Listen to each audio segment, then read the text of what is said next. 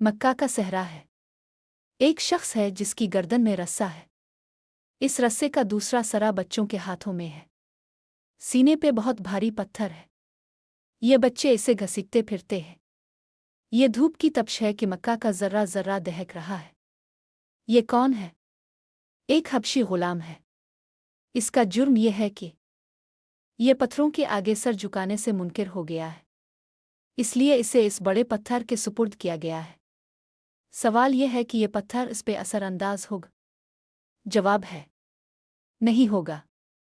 ये तो एक आम पत्थर है। वो पत्थरों के मूरत जिनमें खुदा बसते हैं, वो भी इस गुलाम का कुछ नुकसान नहीं कर सकते। अगर कर सकते तो ये तन्हा कमज़ोर कैदी मुस्तकबिल का पेशवा ना होता। जब अरब का हर खास व आम काबे के सह में था, उस वक्त इस गुलाम को काबे की छत के ऊपर ना देखा जाता। मदीने में लोग उसकी आवाज़ सुनकर रोते और चीखते हुए इसकी तरफ ना आते। इसकी आवाज़ में अजान सुनने को बादशाह इससे इसरार न करता। जाहिर है ये सब ना होता अगर उन बुतों में दम होता। ये बिलाल हबशी हैं, मक्का के दिलों की ठंडक बिलाल, मदीने में समातों की राहत बिलाल। एक और तरफ एक खातून है, शौहर है, बेटा है।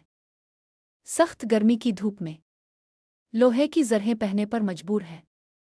पत्थर और नेज़ा उनका मुकद्दर है। लोहे की सलाखें आग में तपाई गई हैं, अब उन्हें उन सलाखों से दागा जा रहा है। फिर उन्हें पानी के हौज़ में दम घुटने और बेहोश हो जाने तक खड़ा किया जाता है। वालिदैन ने शहादत हासिल कर ली है और अमार सर से पांव तक ईमान से भर चुके हैं और ईमान उनके गोश्त और खून में बस गया है। एक मंजर और है, एक शख्स दहकते हुए कोयलों पे लेटा है और दूसरा इसके सीने पे पांव रखे हुए है। अब ये कोयले बुझने लगे हैं। ये क्यों बुझ रहे हैं? इसलिए क्योंकि इस शख्स के पेट की चर्बी पिघल के उन पे आई है। हमारा तसव्वुर यहाँ तक आ सकता है? नहीं। हम ये तकलीफ महसूस कर सकते हैं? हरगिज़ नहीं। फिर हम इस मकाम की तवक्को क्यों रखते हैं? हम अपनी आज़ाद फ़ज़ाएँ ख़त्म करके इन ग़ुलामों की सरहदों में दाखिल क्यों होना चाहते हैं? हम मदहोश उन शब बेदारों पे उंगलियां क्यों उठाते हैं? इसलिए क्योंकि हम बेहिस हैं, अक्ल पस्त हैं, दिल सिया हैं। ठहरिए, कुछ मनाजिर बाकी हैं। चटाई में लिपटा हुआ एक शख्स है जिसे इसका चचा धूनी दे रहा है ताकि इसका दम घुटने लगे। ये उस्मान बिन अफ़ान हैं, मुसब बिन उमीर, मक्का का अमीर तरीन नौजवान। अब ये हाल है कि जल्द सूख कर टूटने और फटने लगी है, मगर हज़रत मुसब अब भी मुस्करा रहे हैं। पैरों में जंजीर बंधी है, पुश्त पे भारी पत्थर रखा है और धूप में हज़रत यसार को घसीटा जा रहा है। हज़रत अबू बकर के चेहरे पे वरम ऐसा है कि नाक और गाल बराबर है। 10 साला अली का मजाक उड़ाया जा रहा है, मगर दिल में एक लम्हे को पीछे हटने का ख्याल मुमकिन ही नहीं। ज़मीन तंग हो चुकी है, मगर जिंदगी बाकी है। मजलूम की बद्दुआ से बच्चों, क्योंकि इसके और अल्लाह के दरमियान कोई पर्दा नहीं होता। मुसलमान को जो भी मुसीबत, बीमारी, रंज, मलाल, अजियत और गम पहुंचता है, यहाँ तक कि अगर इसे कोई कांटा भी चुभे तो अल्लाह ताला इसके बदले इसके गुनाह मिटा देता है। दुनिया मोमिन को कैद खाना है और काफिर को जन्नत है। ये पत्थर रेजा रेजा होने वाले हैं। उन गुलामों का अज़्म ना टूटेगा। जिस्म झुलस जाएंगे, रूहें सर्द ना होंगी। फिर दीन मुकम्मल होगा।